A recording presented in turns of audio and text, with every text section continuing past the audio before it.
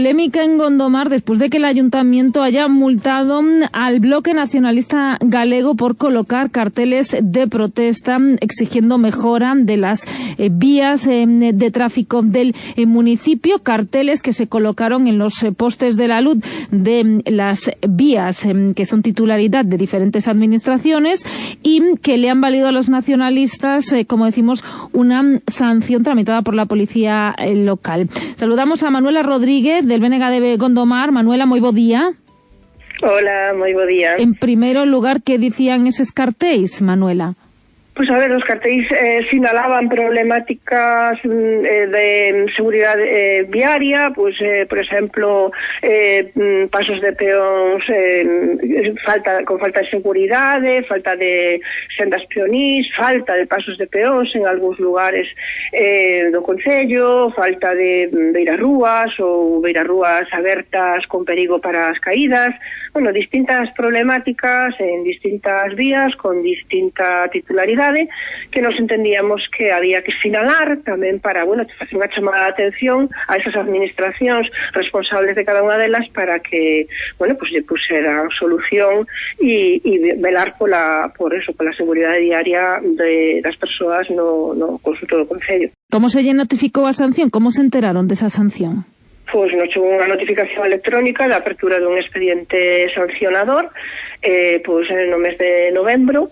E nada, nos decían que pois por culpa da colocación desa cartelería, pois que iba en contra de a Ordenanza de Medio Ambiente e Convivencia, creo que se chama así, e bueno, pois que dice que non se pode colocar cartelería no mobiliario urbano. Nos non sabemos hasta que punto eso é exactamente así. Nos os colocamos en postes pois da luz, de telefónica e demais, bueno, porque entendemos que son os lugares nos que a xente pode velos, non molestaban o paso nin de vehículos, nin de persoas, e era máis que nada pois unha chamada de atención. Ademais, é unha campaña que tivo unha moi boa acollida por parte da veciñanza de Gondomar, que evidentemente sabe deses problemas de seguridade diaria e pretende e quere que ellos solucionen. Houbo instrucción política porque, lo que sabemos, a sanción é da Policía Local. Houbo instrucción política do Concello de Gondomar para impoñer esta sanción?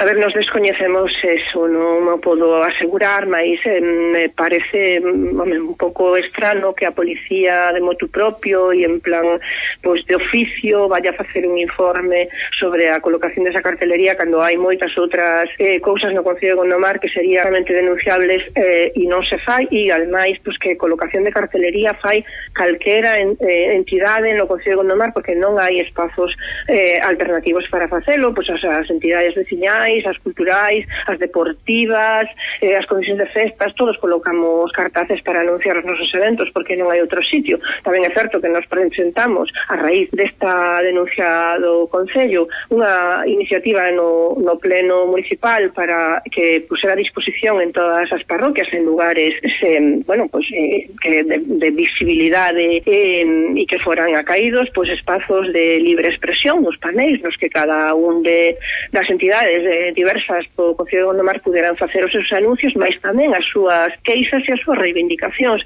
Entendemos que eso é un espacio de libre expresión, entendemos que o Concello de Gondomar tamén debería dar exemplo nesa materia.